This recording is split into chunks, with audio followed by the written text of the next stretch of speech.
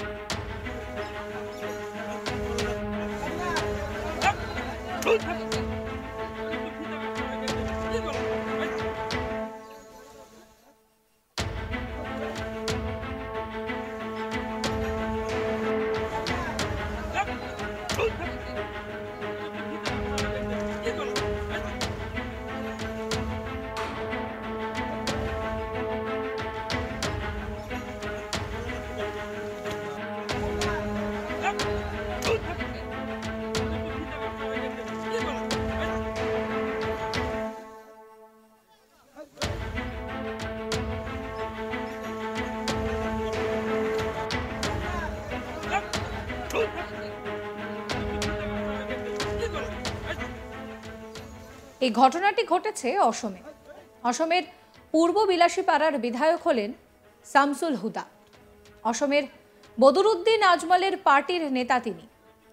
তার এই ভিডিওকে কেন্দ্র করে সোশ্যাল মিডিয়ায় শোরগোল পড়ে গিয়েছে।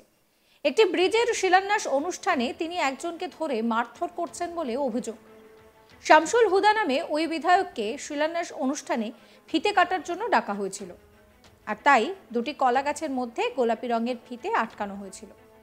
আর তা দেখা মাত্রই রেগে লাল বিধায়ক, কেন এই রঙের ফিতে লাগানো হয়েছে, কেন লাল রঙের ফিতে লাগানো হয়নি। এরপরে বিধায়ক মশাইয়ের সামনে থাকা এক ব্যক্তিকে রীতিমতন দুমদাম দিয়ে দিলেন। কলার চেপে ধরে সে কি রাগ, সপাটে তার গালে মারলেন থাপ্পড়। তারপর সেখানে থাকা কলা গাছ সেটাকেও তুলে দুমদাম পেটাতে থাকলেন। বিধায়কের এই কাণ্ড দেখে সকলেই হতবাক। দেখুন সেই ভিডিও।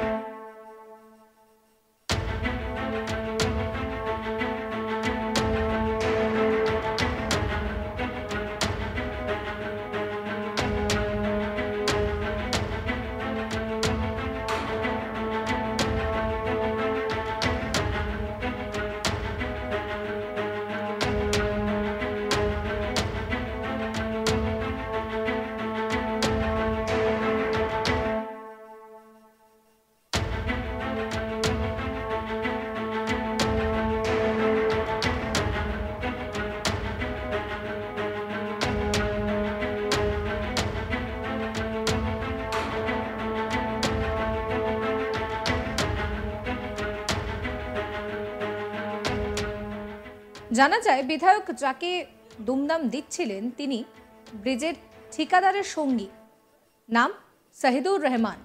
বিধায়কের এই কাণ্ড ভিডিও করে সোশ্যাল মিডিয়ায় পোস্ট হতেই মুহূর্তের মধ্যে ভাইরাল, যা দেখে সকলেই ছিছি করছেন। কেউ বলছেন যে এটা খুব অপমানের, খুব যন্ত্রণার। সেই ভিডিওতে দেখা যাচ্ছে বিধায়ক এতটাই রেগে গিয়েছেন যে তিনি এক ব্যক্তির কলার চেপে ধরেন। সেই মানুষটি কাছেই দাঁড়িয়েছিলেন। এরপর তিনি টেনে একটা থাপ্পড় মারেন। এরপর যে কলা গাছগুলো পোতা ছিল সেগুলিকেও উপড়ে ফেলেন তিনি। আর তারপর সেটাকে তুলেই দেদার পেটাতে থাকলেন। তিনি বলেন, আমি আমার সব কাজ শেষ করে এসেছি। হঠাৎ এমএলএ হুদা কোনো প্ররোচনা ছাড়াই মারতে শুরু করলেন। একজন জনপ্রতিনিধির কাছ থেকে এমন ব্যবহার আশা করি না। এটা খুব অপমানের, খুব যন্ত্রণার। যে ভিডিও ভাইরাল হয়েছে, দেখুন সেই ভিডিও।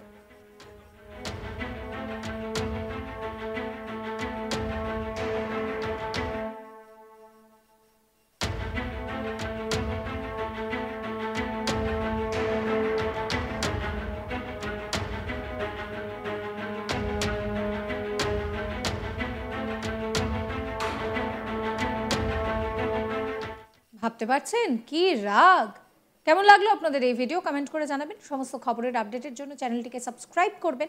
একই সঙ্গে নোটিফিকেশনের জন্য বেল আইকনে ক্লিক করতে ভুলবেন না। হোয়াটসঅ্যাপেও ফলো করবেন আজ তাক বাংলা।